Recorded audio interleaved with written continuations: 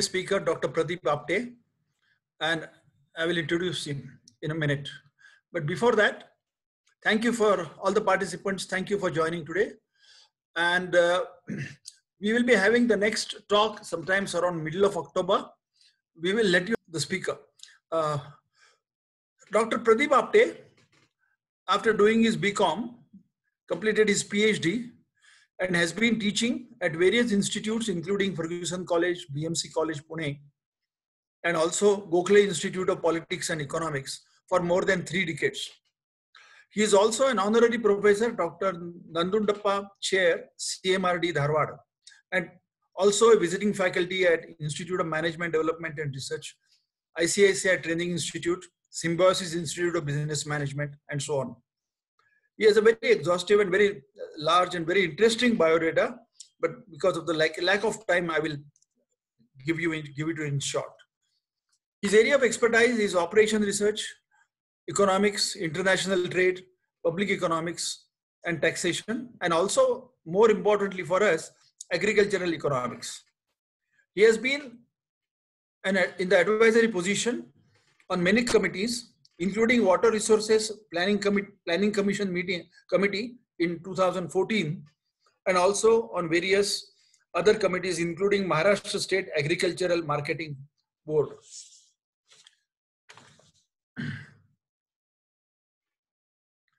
He has many awards to his credit. I'll just tell you one or two.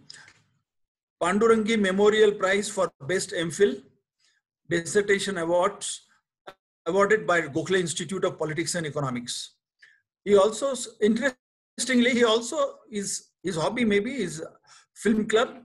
He founded one film club and scripted and produced documentaries on music and agriculture. So that's very interesting for us. He has also done research work and has many publications to his credit, including one on GATT and agricultural exports. There are many others, but I think I will have to skip due to shortage of time. He has written books, including something on wine Samhita, both in English and Marathi. So I think many of us would like to buy that and read it. Also Khadya Samskruti, which is also in English and Marathi. He has also written a book on new issues in world trading system and also economics of intellectual property rights. He has given lectures at various forums and has also written articles in newspapers like Lok Satta and also Daily Agro One.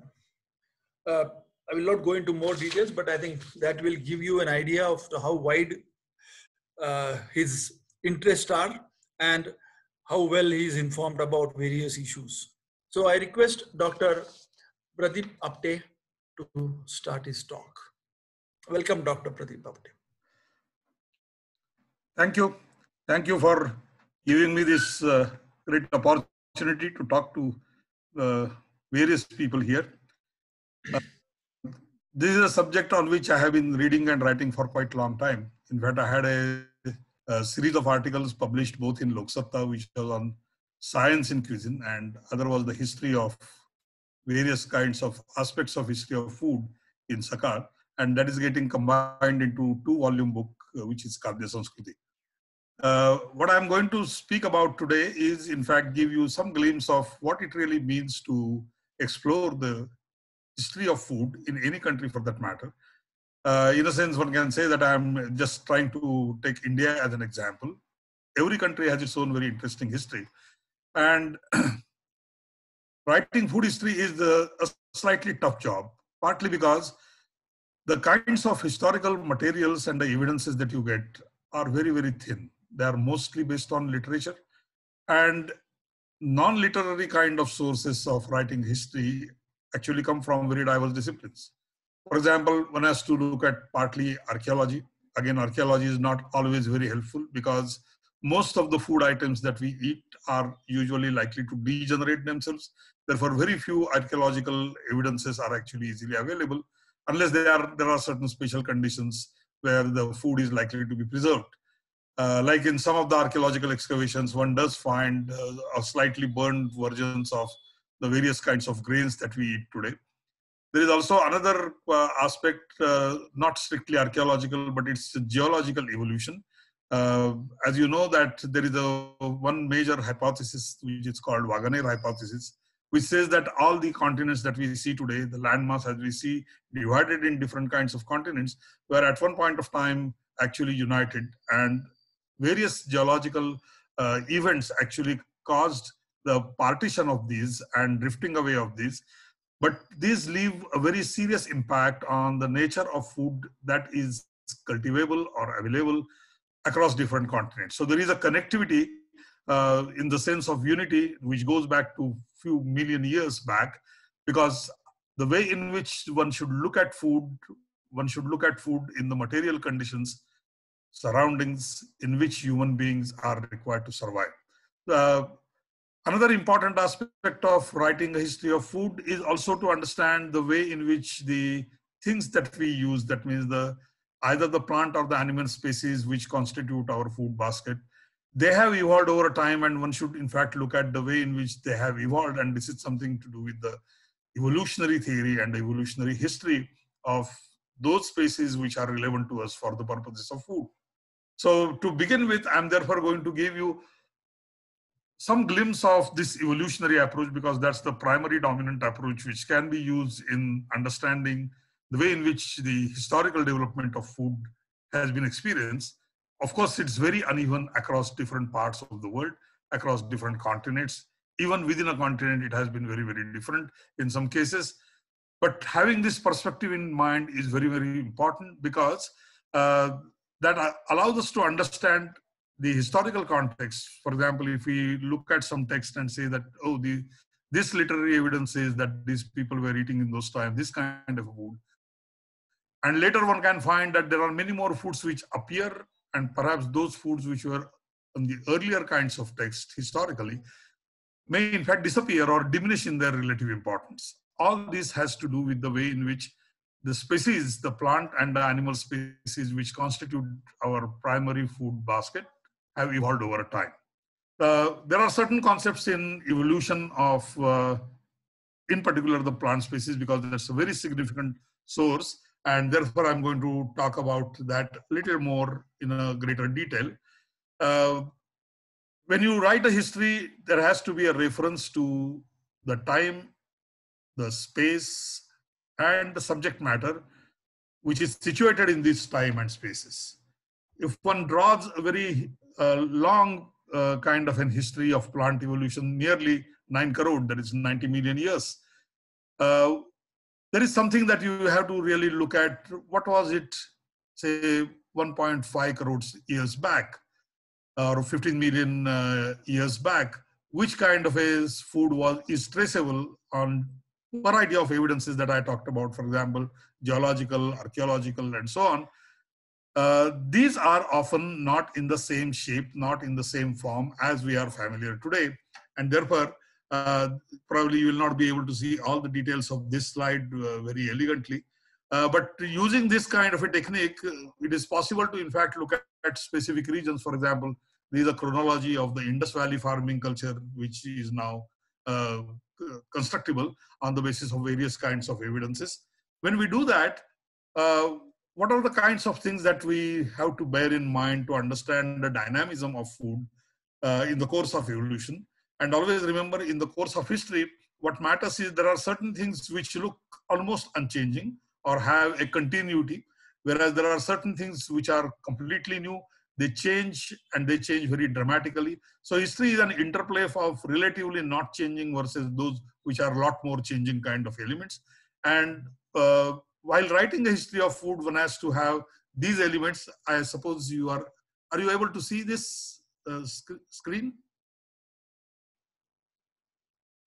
I hope you are seeing this slide. Are you? Yes, we are able to see that. We are able to see that. Okay. So we have to know lots of things. For example, there are certain ingredients of this or the elements of this, like in the nature, the climate, the nature of vegetation that survives in that climate, the terrestrial and the aquatic animals, as well as the plants. Then the food also requires certain kinds of fuel materials and the energy materials, for example, for cooking. And emergence of this kind of use of fuel for cooking has been pretty uneven in across history in different continents or different parts of the world. Then there are designs and the technological elements of this. For example, cooking cuisine technology. It requires utensils. It requires the control of fire. The way in which the fire is used for the purpose of transforming the materials such as plant or the plant-derived products or the animal-derived products and so on. Then the way in which food is generated. And as you know, one major epoch or the first major epoch of human civilization, which was a major shift, and that was the kind of a beginning of what can be called as sedentary civilization, and that is the discovery of agriculture. And when I mean division of labor and access to material things, it is access to land, it is the use of land and the kind of technology that is available for cultivating the lands. Cultivation is the first major important act which human beings were able to perform on the nature, with which they were able to transform nature and transform it in the sense that they were trying to modify nature in their own advantage, the way they wanted it to happen. And this is something which is a very important breakthrough in the technology.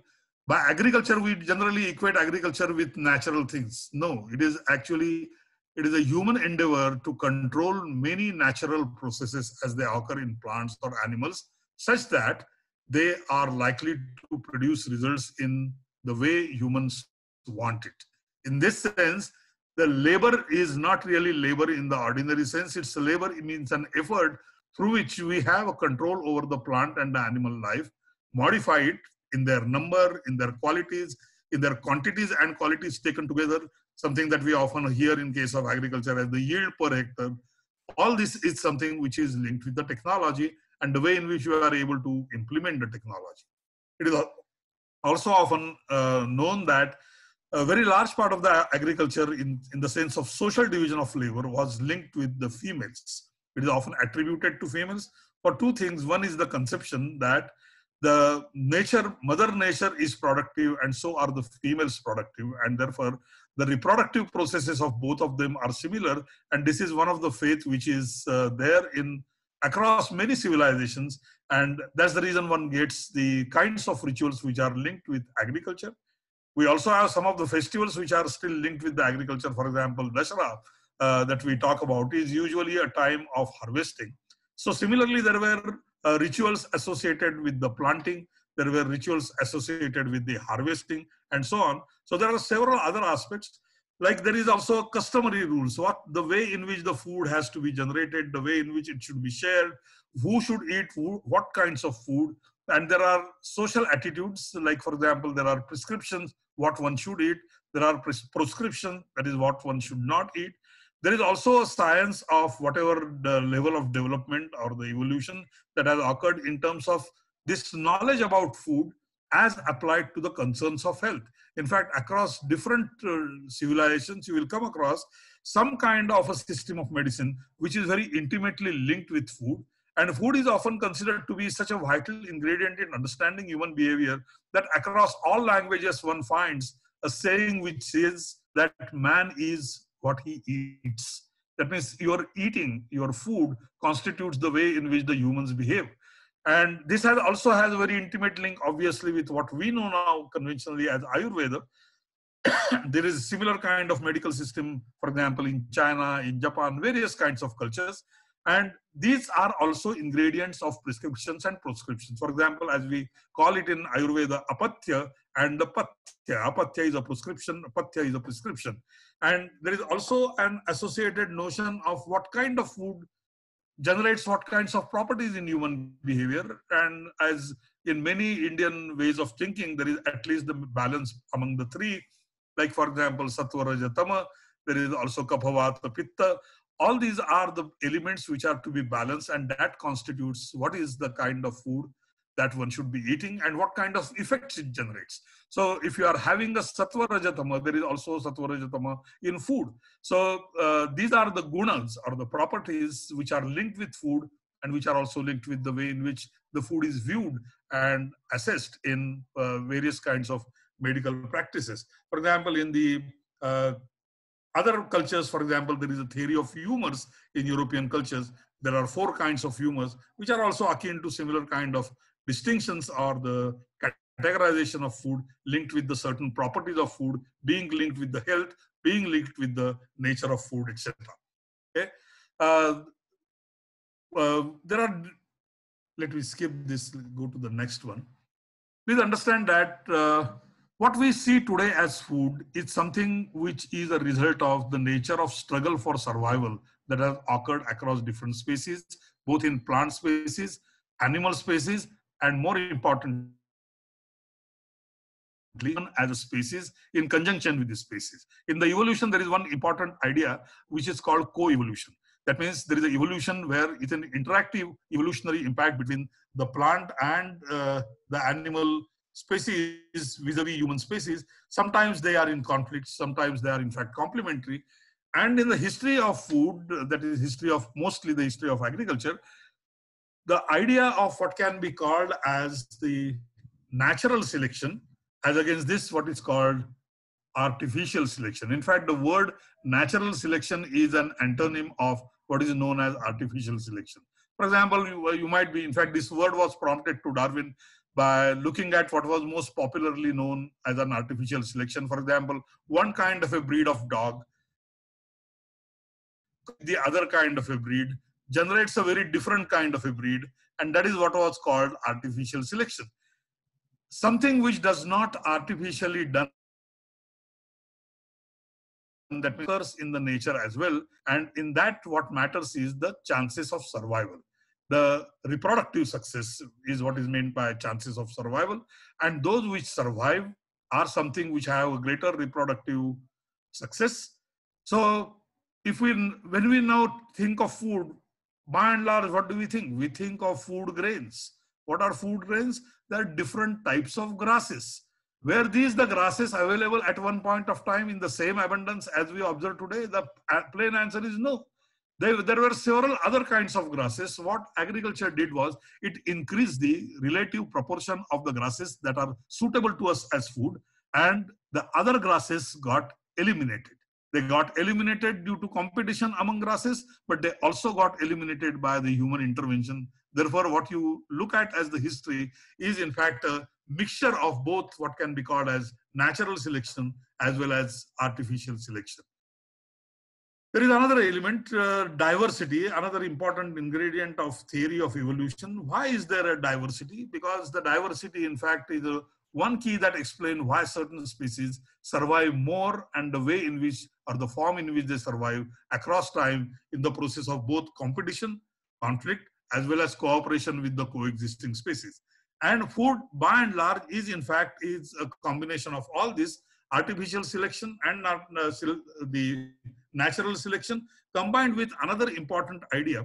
In nature, many things happen or many things change because of the process which is inherent in the nature, which is random.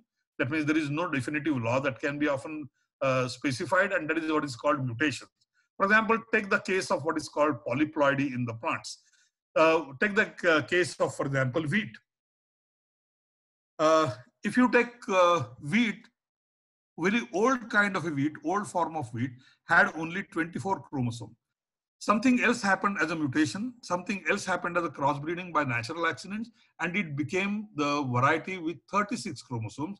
And then further, it again became the what we call doubling effect now, because there are 48 chromosomes.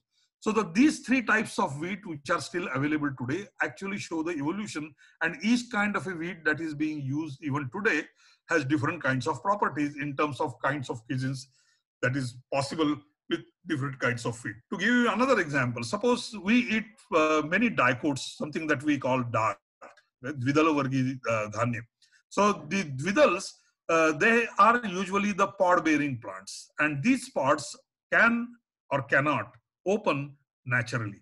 Those pods which open up naturally, because that's one of the process of ensuring the survival success. When they open up, the seed are carried away by the wind, and there is a replantation, natural replantation that occurs. That's the way in which that species tries to survive itself. But what if the pod doesn't open? Now imagine a pod of the dvidal that we are interested in, suppose tur. the tuvar as it is called in Hindi or as well as in Dakshini languages. Suppose that pod opens up, what will happen? Collecting those seeds will involve a lot amount of effort. If we are able to find naturally or by selection, artificial selection in human observation, that some of the pods don't open. When they don't open, then harvesting pods and then taking out whatever seeds among them is considerably labor saving than when they open up naturally, split and spread themselves, because collecting those seeds will require a lot amount of human effort. So we made a selection, sometimes naturally supported and sometimes with an artificial, that means by observation. So when we take this and when we plant this, then we try to make that selection further and further, and that is something which is known as artificial selection, and we start growing only those kinds of varieties made by human effort itself. And this is a process which is called domestication. The word that we use in the context of animals, but that is equally true in case of plants. What we eat today are the domesticated versions of the nature of plants that were existent. And how do we know that they are domesticated? Look at this. There are each of these domesticated plants that we now consume as food had their wild kinds of a species. And if we look at the way in which these wild species are found across globe, these are the regions. They are actually called Vavilaw's 8 centers of crop origin. Actually, what is meant by crop origin is the present crops that we are considerably consuming and using as source of food had their wild ancestors. Where are those wild ancestors found? These are the dominant region where many of the wild ancestors are located. Are these now traceable? Yes, the answer is they are still traceable. And some of them which were wild in origin, located far away, for example, if you look at this 8A, B, and C, the Andes, the Southern American cone, good part of the species of this region have now migrated. From where to where? From South America to Africa, from Africa to India, naturally as well as by humans. In fact, by humans is one of the very major revolution. I will talk about that later. But these species, though they were as wild of the wild origin, or their wild ancestors were not available across all, they are possibly flown to the other regions by wind, by birds, by animals, by sea waters, as well as the humans moving across the continent. This is one of the major source of change in the food basket in the last 1,000 years, because the humans started moving across the oceans and they started taking plants from one place to another. Not only plants, but even the animals and the birds. For example, there were not many sparrows in America, but when people started moving to America, the sparrows also through the ship were transported and exported to America. Like this, if we look at now look at this graph, you will find Ethiopia, India, China, Southeast Asia. What is common among them? There is one grain which is most common among them, and that is rice. There are 4 major strains, or 4 major species which are actually known by this region. We call it Oryzia sativa. By the way, this Oryzi is Arisi of Tamil, and that got exported to Latin, and that survives as a Latinized name even in the botany today.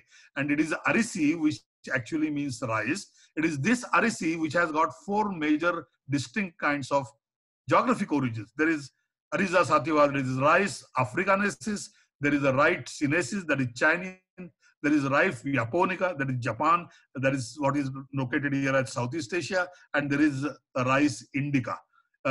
So these are the 4 major strains which are found even now. Their wild species are available, their wild ancestors are available, but their evolved or the artificial selection based versions of them are in fact now extensively cultivated in this region. It was the Vavilav, the Nicholas Vavilav, the great Russian scientist, who was first to propose this through evolutionary approach, how species spread and where were their wild ancestors actually located.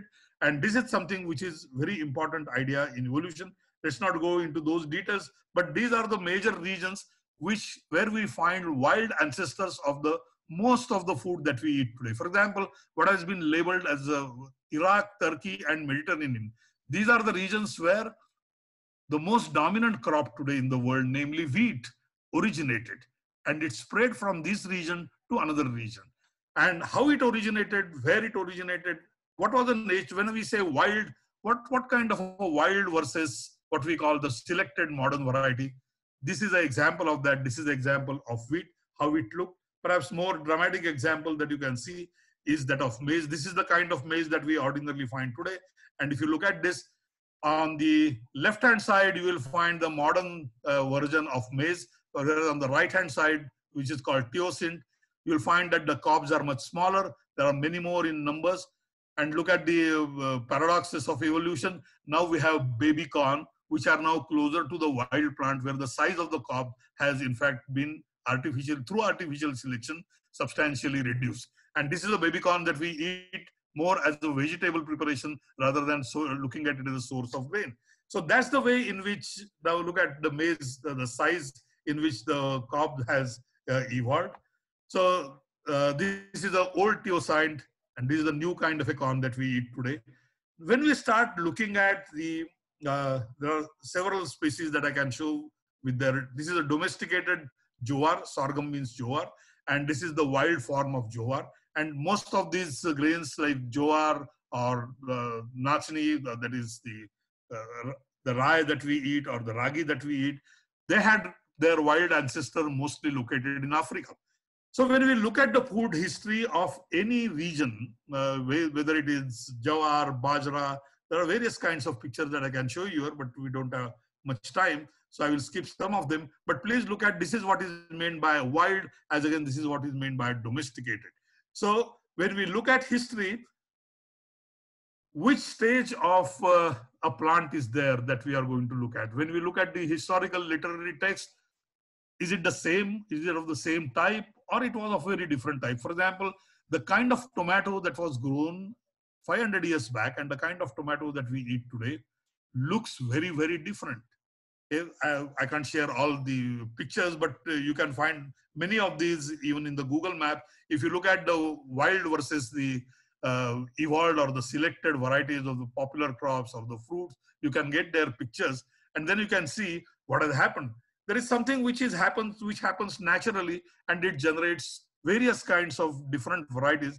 Now, this is an example of what we call as the mori, the Brassica gentiana, Brassica nigra, and the crossbreeding of this has resulted, and most of this is also a natural phenomenon. And when that happens, and when the humans actually select it, then replant it, cultivate it, in their number grows, and it becomes a selected crop. That's the history of crop that one should be familiar with. So when we write the food history, say for example, the India today, is it the same kind of a food that our ancestors were eating? Answer is again both yes and no. How do we know this? I'm going to take example. For the purposes of example, I'm going to use some of the ancient texts. One of the ancient texts that can be used very profitably or productively for this purpose is in fact that of Charaka Samhita. And if you start looking at what Charaka Samhita discusses, the way in which it discusses food or the categories with which it discusses food, it's something which is in fact an example of what kind of a food history that we have had. So this is something which are, what does the different kinds of effects that the food can have? For example, Swabhavat Udakam Predayati, that what does the water does? It moistens. What does the salt do? What does the different kinds of ksharas do? How they affect the taste, how they affect the availability. Search for sweet thing. It's something which is a very important kind of a search in the human history. And you might be probably aware of this, but sugarcane, which has mostly the history of China and India, and this was not abundantly available in Europe at all. Consequently, the Europeans were always craving for the sources of sweetness, and that is the sweet food. And the only kind of a sweet food that they could easily get in their own region, but on a much limited kind of scale, because of the nature of flora that was existing there, the bees that were existing there, they could collect only little amount of honey and they did not have much other sources of sweetness.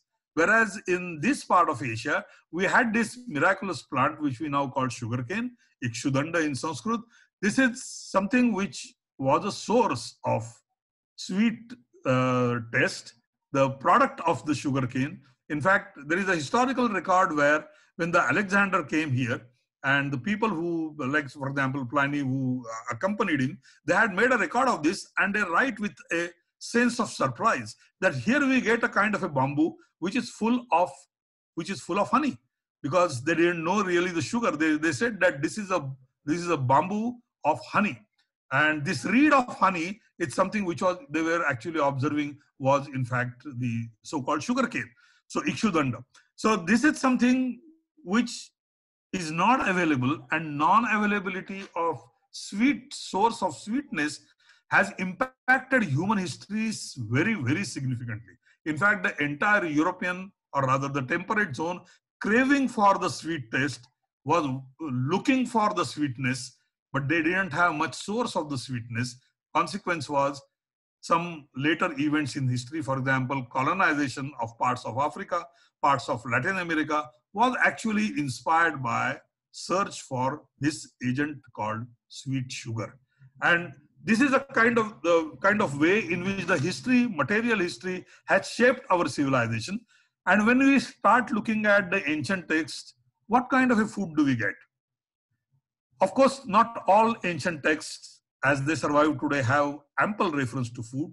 And please remember, out of the total plant and animal flora and fauna that we have, very, very small portion of that constitutes what can be called as the food for humans. It is a very insignificant small proportion. That's the reason why agriculture was one of the greatest revolution in human civilization, because we were able to, in fact, cultivate, generate the kinds of foods that were available either from plant source or from the animal source. And therefore, when we start looking at the way food has evolved, what are the evidences? As I've told you, many of the food items are unlikely to survive. They degenerate very quickly. Therefore, archaeological evidence, they are there, not that they are completely absent, but they are much, much thinner. One of the strong source of evidence, therefore, is in fact the literary evidence. For example, if we start scanning at the text like Rigveda, what kind of food do we come across in Rigveda? For example, there are ample references to yavar, the barley. This was at one point of time, wherever these people stayed or wherever they were, was their ordinary place of residence or their moving place of residence, this was one of the major food items.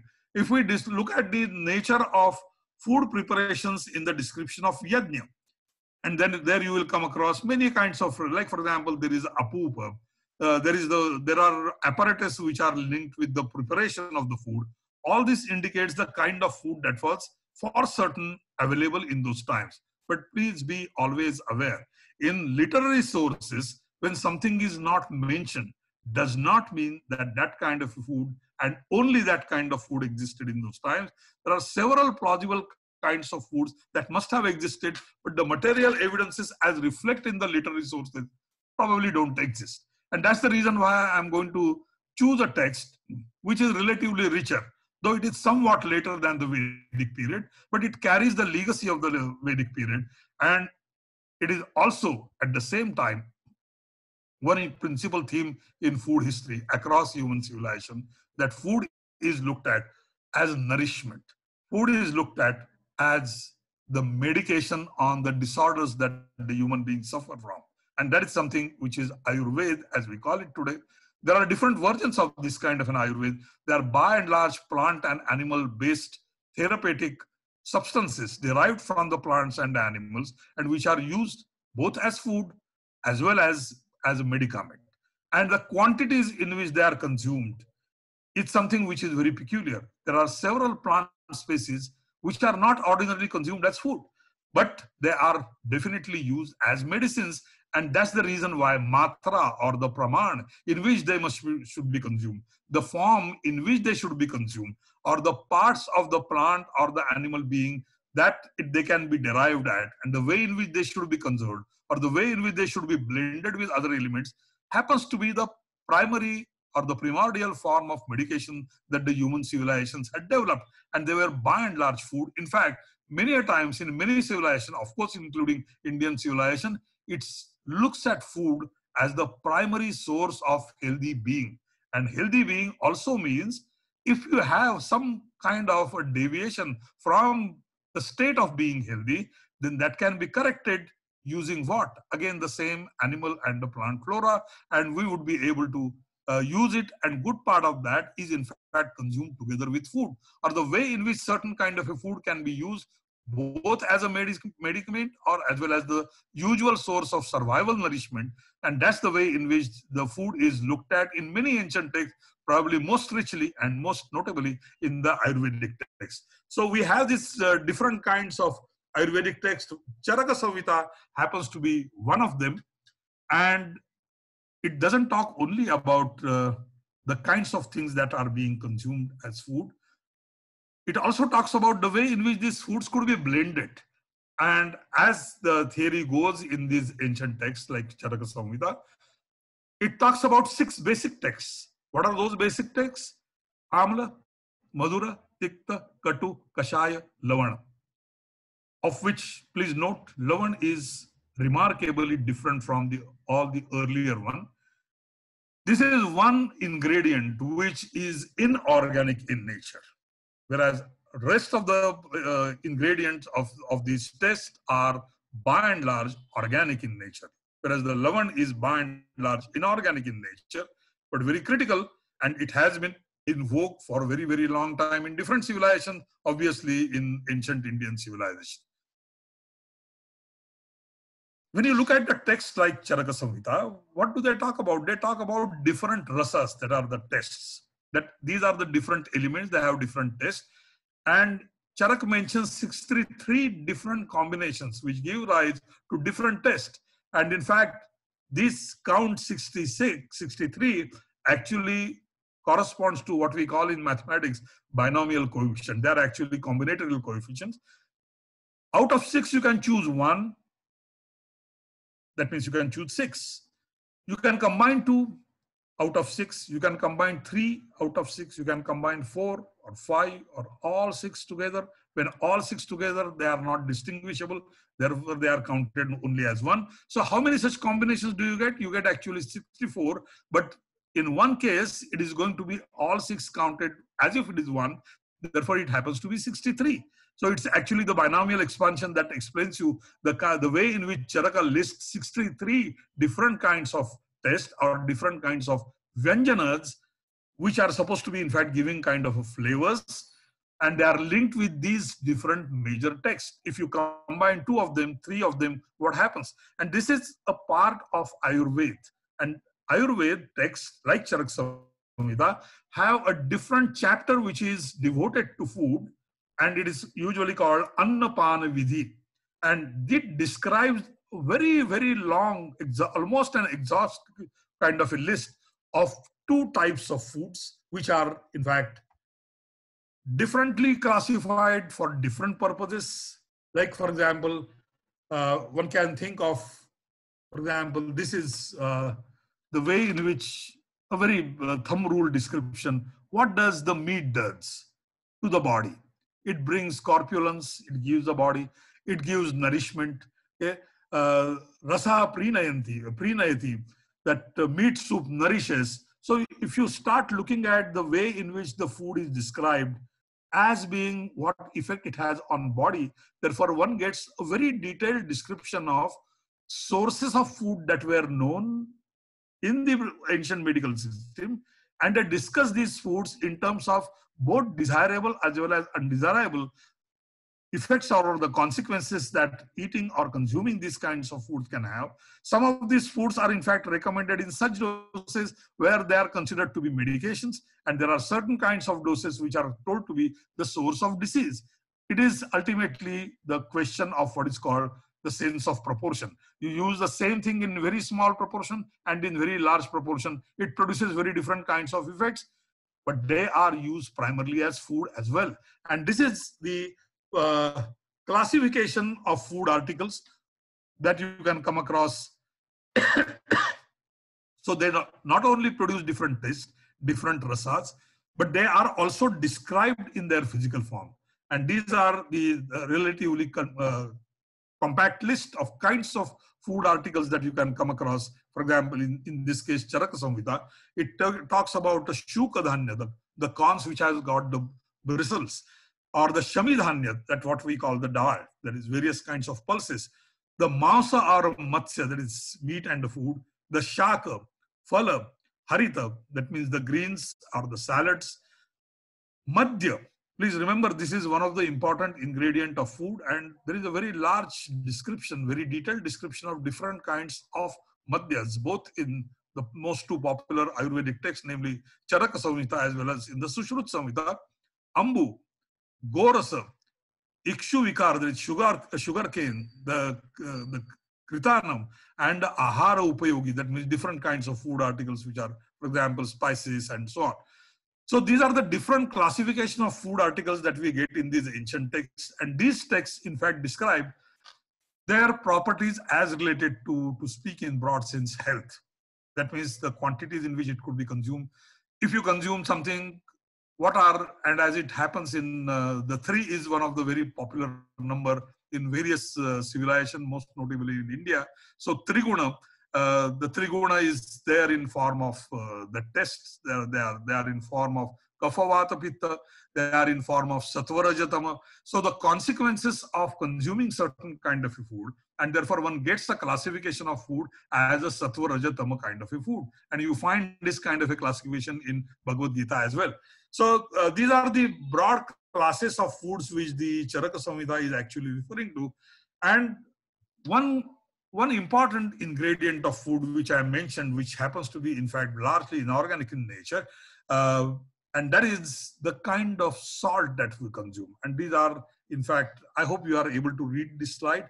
They are the Sauvarchala, they are Saindhava, they are Pamashuja, they are Samudrika or Samudra, or the Romaka. These are the different kinds of salts that are available.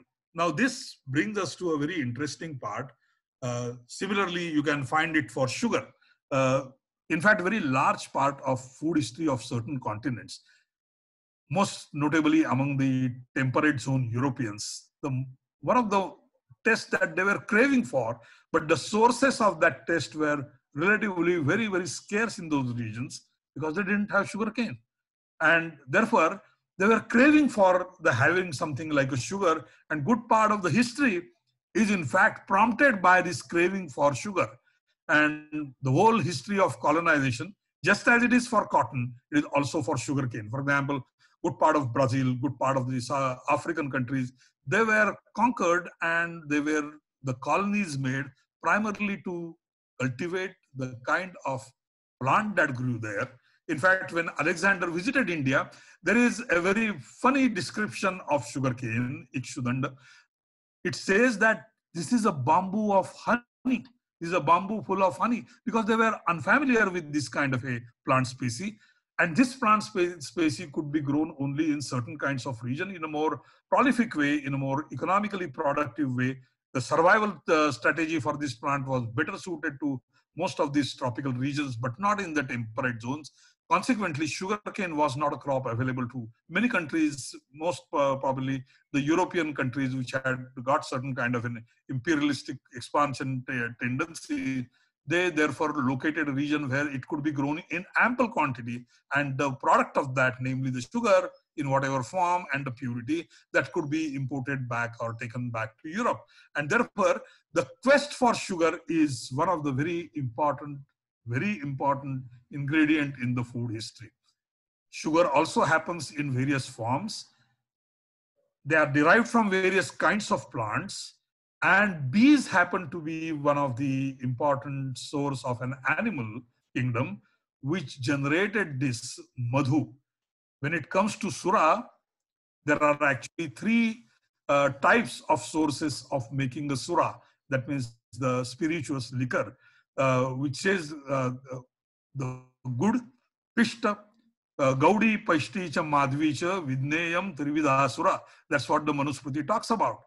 And these were used as the source of producing what we now may broadly call as alcoholic beverages. And these beverages They have, of course, varying degree of what we call now as ethanol or the ethyl alcohol, but they were used very extensively, both for medication as well as for enjoyment purposes. And one come across even in the ancient texts something like what is called madhu maire, the kind of a wine or a spirituous liquor that was produced by using madhu.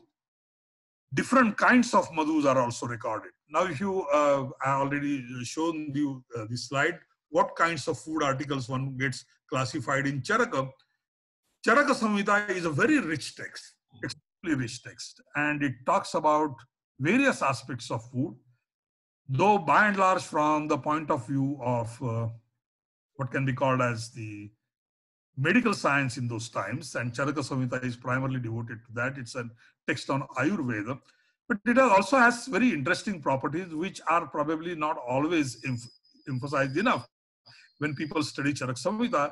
And as if you are interested in history, ecological and environmental history in particular, you will notice that it often talks about three different kinds of regions. Charaka Samhita reflects very acute knowledge of the kinds of species, maybe animal species or maybe plant species, that were prevalent in different parts of India.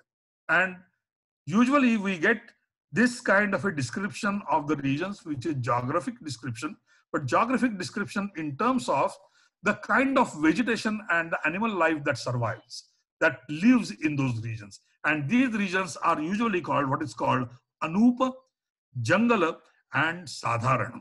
These are the descriptions which are there in Charaka Samhita in all old Ayurvedic texts.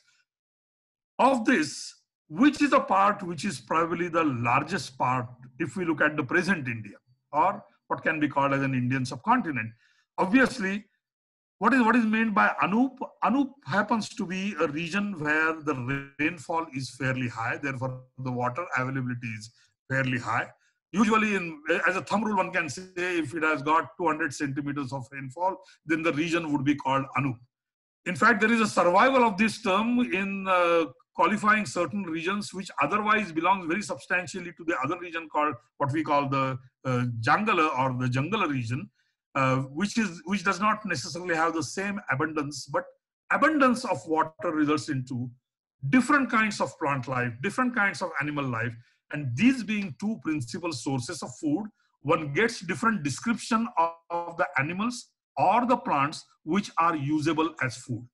And if you read Charaka or Sushruta Samhita, you will come across a long list of animals which probably even the very sworn non-veg vegetarian kind of people will not think of them as source of meat. All of these are recorded there as a source of meat. Mamsa Varga is described in very large number of species, very large number of varieties among the species.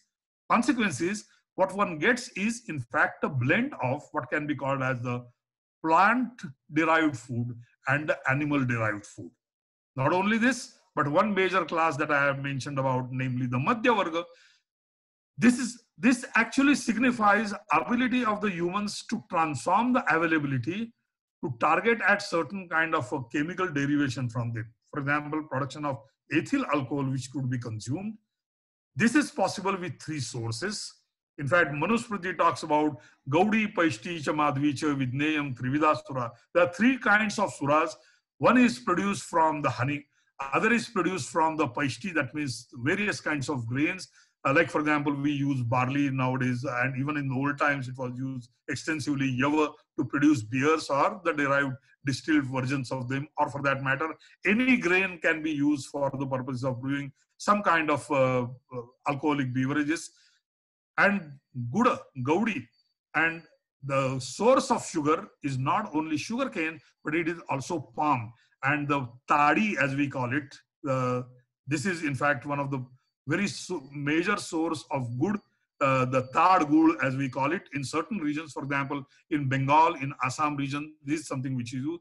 Now, the availability of the plant and animal species depend on availability of water. So the nature of the flora and fauna that existed in different parts of India is very well reflected in Charaka's text, and they are usually called Anupadesha, what I referred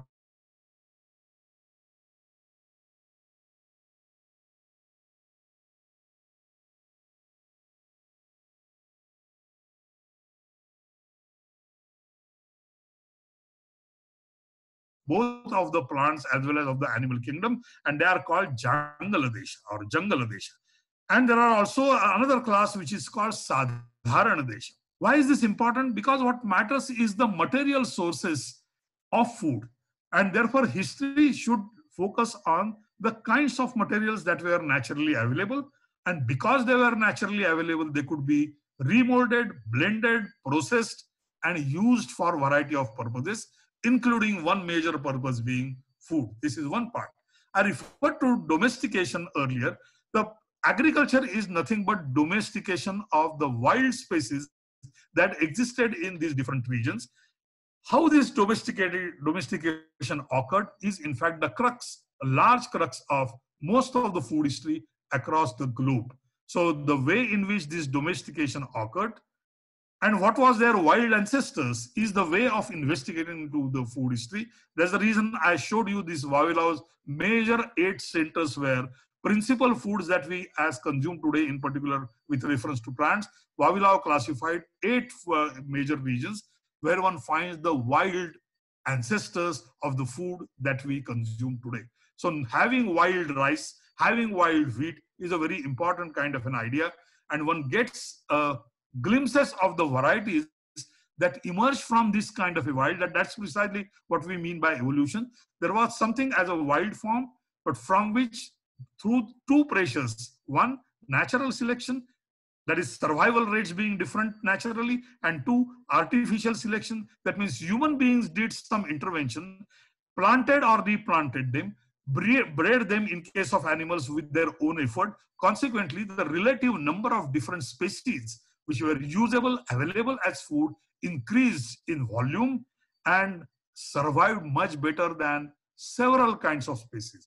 So wheat is a grass, rice is a grass, but the kinds of grasses that existed or rather coexisted in their wild relatives probably a few 100 million years back, the other varieties have disappeared. Their success of survival has been rendered low, either due to natural causes or only due to human intervention, that is artificial selection. So the nature of artificial selection that must have had occurred is taken to be granted when we read the text like Charak Samhita, and it says there are 3 different regions where you find different species of plants and animals, and these different species in the nature of food articles that I have listed here, whether it is Shukadanya, Shamidanya, Mausavarga, Kshiravarga, all these are animal or plant derived kinds of products and they are amply in different regions. The region which is rich in water, as again the region which is relatively, the survival probabilities of both plant as well as animal species change. Consequently, their relative abundance change. Therefore, their availability and use of food through artificial selection as a pressure is likely to undergo change. And that's precisely the history of agriculture. So, if we read Charak, which is the most important staple food that we get mentioned in Charak, if we read Vedic text, we don't find this important food which has a very long list of the type of food available. Within that, very long list of varieties, but this is not that amply available in Vedic literature. In Vedic literature, the most important, most frequently referred kind of food grain happens to be yavar, that is what we call barley today. And there are various kinds of preparations of barley, which probably might have got transmitted to the other species as well, most notably to the wheat. And even today we eat oats, we eat barley. These are the 2 kinds of plants that were probably more widely and more easily available in different parts of the world. They got superseded by wheat because of superiority of wheat. I'll come to that a little later. But if you read the text like Charaka, is wheat absent from there? No, it is there. But where is the wild region located? The Vavilaw map that I showed you, the wild region located is in the Mediterranean part, something that we now call Iraq, Iran, parts of Syria, parts of Israel, northern parts of Africa. These are the regions where probably the wild relative, ancient relative of wheat must have existed. The name that we have got in Sanskrit of the wheat, probably this was not all that abundantly cultivated in India. though there is a reference to that in Charak, and Charak is one of the relatively oldest kind of text, not of course older than the Vedic text. It calls Godhum. The Persian relative of this is Gondum. It is the modification of this Gondum that probably indicates. So one is not sure whether it should be called Godhum, that means the kind of a dust which the cattle returning back home or the going in the morning is likely to spread in the atmosphere. So Godhuma Varna Tisa Harinacha, that this Godhuma Varna is the Varna or the color of the wheat, that is a name given to it, but is probably derived from Gundum, the ancient Persian, which is cognate language for the Sanskrit, and that Gundum must have probably transformed into Godhum in its Sanskrit form or Sanskritization. But this is not that dominant kind of a food source in Charak, also in the later text, equally celebrated texts like Sushrut. So both Charak Savita and Sushrut Savita give a very long list of which kind of a staple food. Answer is rice. Yes, we are in a large measure, even today, rice eating nation. So are many nations in South Asia. Many nations, like for example, China, Japan, India, parts of Africa are primarily consumers of rice. And as I've told you, there are 4 major strains, the Africanensis, the Sinensis, Japonica, as well as the Indian variety of rice. And we get 2 classes of rice distinguished in Charak. It's called Shali, Marathi version of that is Sari, and Vrihi. Shali refers to the rice which is grown in the monsoon season, and Vrihi is by and large grown in the post-monsoon season. And they are rice, but they are distinct. They have different medicinal properties. They have different kinds of taste. There are different kinds of grains. Therefore, the kind of cuisine preparations that are feasible with one kind of a grain of the same species or with the same class of grain is distinguished. For example, as we do it today, if you want to make something what is called birinjani or biryani, you use a different long grain rice, and that belongs primarily to Vrihi class and not to the Shali class. And please remember, in case of, because it is, let me mention this incidentally, we talk about biryani being a recent discovery introduced by Mughal. There are many food history texts which say that it was Nur Jahan who in fact invented this dish. This is all plain nonsense. In fact, one finds Mausodana referred to in Ramayana, where Sita is worshipping the river, and it says, he says that I will donate you, I will offer you 1,000 casks of wine and Mausodana. That means the rice that has been cooked together with the meat, that is the ancient form of biryani. So rice-based preparations are pretty dominant. The list varieties mentioned of rice of both type, Shali as well as Vrihi, is pretty long. And of course, we in India happens to be one of the regions which is very rich in different types of rice. For example, there are rice which are grown in a very short interval, which is called Shashti Shali. That means it grows and becomes mature only in 60 days. We in Konkan and in the Goa region, it's called Sathe Sal. There is a Tamra Shali, which is called Tamsal, Krishna Shali, Kali Sal. All these are the varieties which are even now prevalent. And please remember, we usually associate existence of rice in the coastal region, which is not right. Bihar, Chhattisgarh, very large part of Madhya Pradesh, the principal crop even now happens to be rice, followed by jowar. And it was only in the recent time, with the advent of the Green Revolution and success of the new kind of a variety of rice, which we call high-yielding varieties, the wheat took place of many of these food grains. But if you look at the Charak, you will find very long list of different kinds of shalis and their medicinal properties, their tests, their maturity periods, their names, different described in terms of different colors.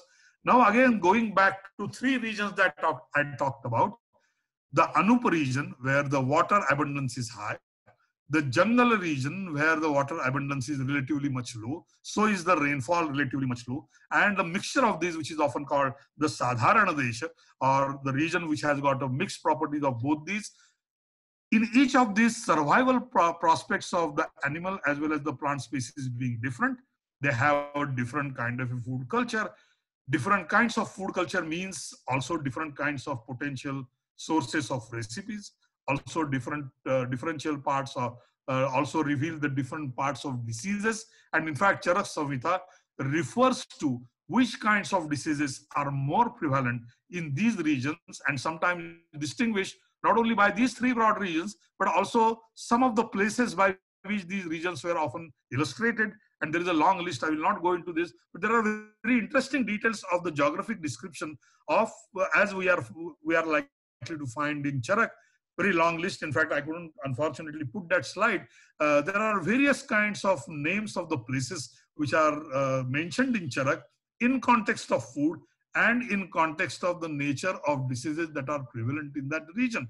So studying Charak Samhita like text from the viewpoint of food, not only from the food per se, but the food availability is primarily dependent on the nature of the plant and the animal species that are usable and suitable for human beings consumption. That by and large governs the nature of food availability in that region. So in a sense, if we look at the Charak Samhita, these are the versions of animal food types.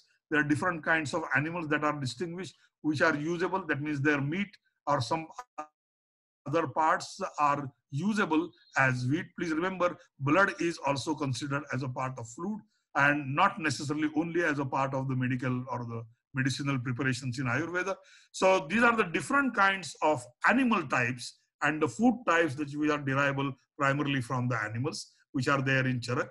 There is also a detailed description of how a flesh of, for example, peacock is most conducive to enhancing sight, hearing intelligence, body heat, youth, complexion, voice, and the life. So you get all those gunas associated with the source of food and type of food and what kind of consequences it has in healing properties or the health related matters. It's something like the flesh of swan is heavy, it's hot, it's unctuous, it's sweet, it enhances voice, it improves complexion. All these are the descriptions that you will come across in Charak. And please remember, the proportion of plant is almost matched by animals. We have usually a very peculiar bias where we believe that our ancestors were usually not the non-vegetarians. That's not true. In fact, except for some class of people, the taboo on eating of meat was relatively very, very slow, very, very small. In fact, perhaps most of this food, in fact, if you look at the kinds of animals whose meat is being mentioned in Charak or later also in Sushruta, you will be surprised because many of these we don't anymore consider and eat them very frequently as a source of meat, but they are mentioned in a very large extent. In fact, at one point of time, domestic animals were often not slaughtered. They were cultivated for different purposes. They were reared for different purposes. And many of the animals that we are now going to refer to as the wild animals were considered as a source of food. And if you look at the list of these in Charak or in Sushrut, the list is pretty long and exhaustive. For example, we have only certain kinds of communities or the caste or as they are known today who eat what we call the ghorpad. This is not ordinarily consumed, though the ghorpad oil is sold illicitly in many markets. But this is a kind of a meat. There is a one myth that is often said in case of Tanaji, that he said that if you slide down now, I will simply cut you and eat you. But this was a source of food as it is being mentioned in Charak or in Sushrut. So there is a long list. So please remember, were our ancestors eating meat? By and large, yes. Were cows slaughtered? Yes. But the cows does not really mean cow. They were mostly the vrushab. In fact, the proportion of the cows as a useful animal as against the vrushabas, their usability is relatively differential both in numbers and the type of works to which they would be planted. And therefore, the vrushaba meat was certainly extensively eaten, though the cow, the female cow, was not really slaughtered. But the cow class, buffaloes, for example, yes, they were slaughtered. Different kinds of meats are mentioned, so much so that in Manusmriti, there is a reference to which kind of a food should be offered to your pitarans, forefathers. It says that if you offer the food of this type, meat of this kind of a bird, they would be happy for so many number of days or months or the years. They would be most happy if you give them the meat produced of the old, well-mature kind of a goat, ajab, then they would remain happy and satisfied forever. So animal meat, animal source of food was pretty prevalent. So was the spirituous liquor pretty prevalent. For example, Manusmriti refers to 3 types of sources of making liquor. What do you require to produce ethanol alcohol? You require to have sugar of some sort, where it is abundantly available naturally. A, in the grains, or in the madhu, or in the so-called ikshu, that means the sugarcane that we grow. So it says, Gaudi, Paishti, Cha, Madhvi, Cha, Vidneyam, Trividhasura. These are the 3 major sources of producing and the sources of generating the spirituous liquor. So there is a long list, not only the list of the kinds of wines or the spirituous liquor that could be produced, but the different kinds of flowers, different kinds of flavorings that could be added. Not only that they have medicinal properties and uses when they are consumed in moderate prescribed doses. And if you have them in excess, there are the deleterious effect of it, and how to cure these effects are also, that means the antidote as we call it now, are also mentioned in Charak as well as in Sushrut. So we have very rich heritage. If you look at the diversity of food that one comes across in different texts, you will find that the diversity is really enormous. This is of course the nature that we have. We have the preponderance of certain kinds of crops, which we technically in botanical terms, we call them C4 crops, which are also very rich in the so-called plant-derived forms of carbohydrate sugars, like sorghum, bajra, rye. These are all C4 crops. They were by and large migrating in wild form from the African continent, and they could be easily successfully grown in Indian subcontinent because they had a common lineage. They were part of the pre-Dift unified zone, which is called Gondwana zone, and it is Gondwana splitting. And if it is a species, both animal as well as the plant species, and if it is taken from South America or Africa, survival probability, plantation success of this in Indian subcontinent or in South Asian subcontinent is very high, because they had a common kind of a lineage and common kind of an history of survivals. Therefore, we have to go back to million years back sometimes to understand certain kinds of puzzle. For example, the kinds of things that we eat extensively today, which are not there in part of Charak, except one part of that, namely chili, tomato, and the potato. These are the 3 principal ingredients which are so ubiquitously used across globe, including India. They migrated from Latin America, Andes region into India, and they have become most proliferated in India, because India is now one of the largest producers of potatoes as well as chilies, and now also tomatoes.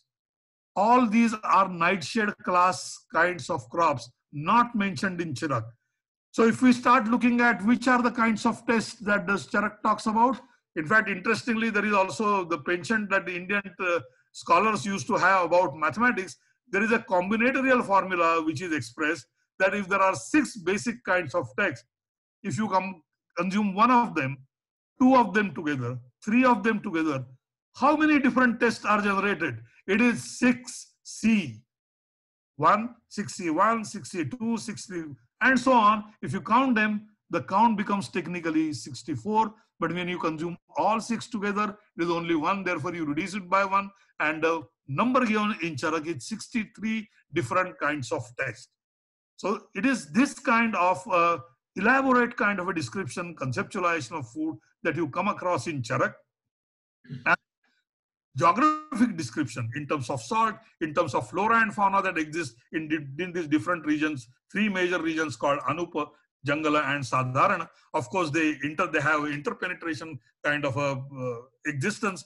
But this is one very important environmental ecological description linked with food, linked with the sources of available food, also linked with the type of water that is prevalent in these regions, and therefore the kind of diseases which are associated with those kinds of foods as well as water, is the way in which Charaka Samhita describes food in all its perspective, whether it is medical, whether it is nourishment, whether it is a kind of a source, kind of a test, kind of a blending, kind of a excess consumption resulting into certain disorders.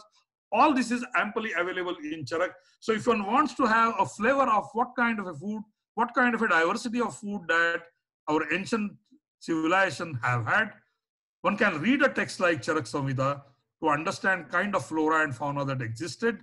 From that, one can also, please understand, a good part of these preparations require control of fire as a way of transforming foods. Processes applied to the naturally available ingredients and materials. So one gets a very rich source of material history of Indian subcontinent from the perspective of or generally available material sources. This is something, is a text which is so richly going to reveal the kind of history that we have and the kind of diversity that we have had in those times. And one finds that that diversity has in fact increased manifold because of imports of new varieties, like for example, 3 crops that I mentioned, the chili, which was not there, tomato, which was not there, or the potato, which was not there, but they happen to be now very principal ingredients of everyday cuisine today in modern India. They were of hardly 500 years of origin, but they became successfully plantable because of the old history called they come from the region which was a part of the Gondwana region. It comes from the Southern America or Africa, and anything that comes from here is usually successfully planted in India. We have very strong lineage with some parts of the other parts of the world. For example, we have a substantial use of hing, Aza foetida, the tree which is not abundantly available in present geography of India, but it was a part of Afghanistan and Iran. And even today we continue to import it, but this has been reported extensively in Ayurvedic older kinds of texts. And this happens to be one of the very important condiment that we use in our cuisine. So the nature of cuisine that could have existed, there are other evidences, literary evidences from which we find the description of cuisine. There are certain texts which are devoted to description of cuisine, but they have a very intrinsic language of Ayurveda. What impact does it have? What kind of property does it have? Does it enhance kapha, vata, or a pitta, or which kind of a disorder? That's the way in which even a relatively recent text such as Bhojan Kutul of Navaste has been written. So in our culture, in our literary evidences, the idea of Ayurveda is blended with food, and food is blended with the Ayurvedic way of looking at these substances that human beings consume. That's the principal theme which has been there in all food histories. I can go on like this in case of China, in case of Japan, also parts of the Europe one can find this. But this is one very rich source where the material history that could be found. One major scholar that I must mention, and in fact I was inspired to look at food history in this manner because of his writings. There was one old librarian of Bhandarkar Oriental Research Institute, our Bori, that is P.K. Gode. And when Bhandarkar Institute used to have a collection of material for preparation of the critical edition, all the literature, pothis, whatever that you get, not useful immediately for Mahabharata critical edition purposes, was called Raddi. And Gode was a curator of these literary sources, and he used to scan through this Raddi. It was not thrown away as Raddi, but Gode read them and extracted a large number of material history of things. And he did it such a great, marvelous, mountainous kind of a job that he has 6 volumes published which are written on, it traces the history of different kinds of materials, utensils mentioned in different kinds of texts, the texts which were not useful for Mahabharata critical edition, but they were otherwise useful. So if one has to use the older Marcian sounding kind of a language, if we have a material conception of history, food is one best opportune kind of an area where one can have this query of what kind of a material life, what kind of a material existence our ancestors must have had in ancient time. And Charaka Samhita like text, in fact, give us a classic example of the way the geography, availability of flora and fauna in different geographic regions are available as an evidence, or what kind of a things or the material life was available, material environment was available. And please remember, of all the material environment, not even 1.5% of that material environment is available to human civilization as food. And therefore, food is very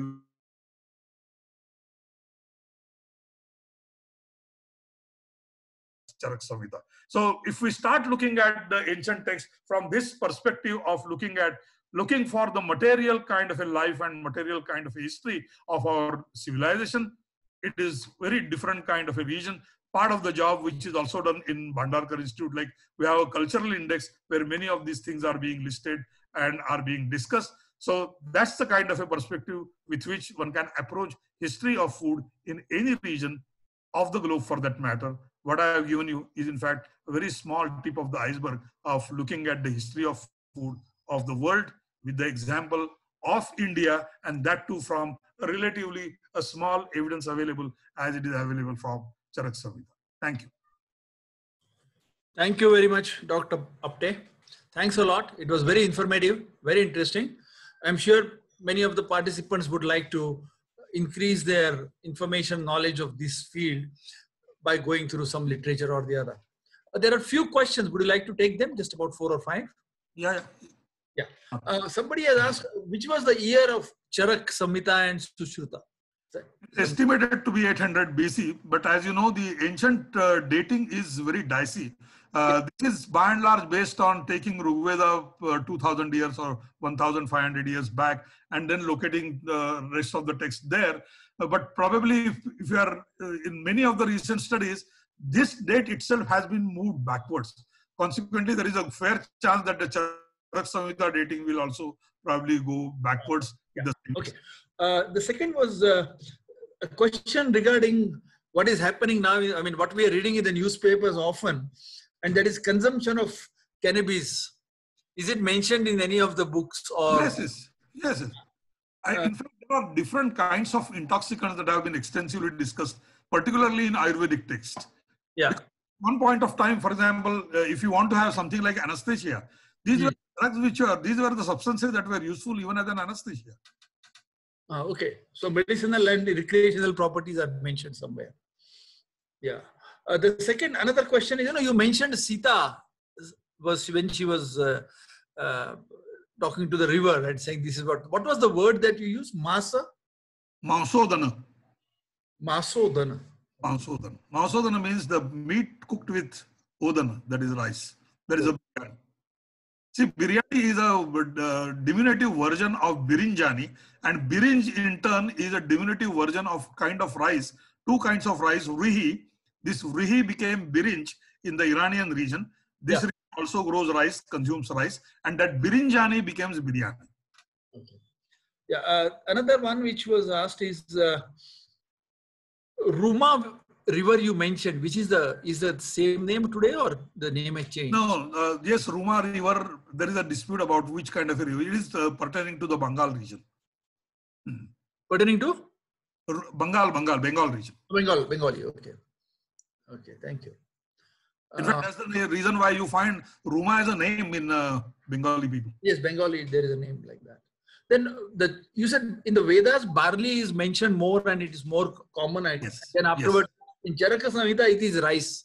Yeah. So is there anything in between which was what time it happened or something like that? Actually, what happens is the literary abundance of a reference does not necessarily means a crop abundance.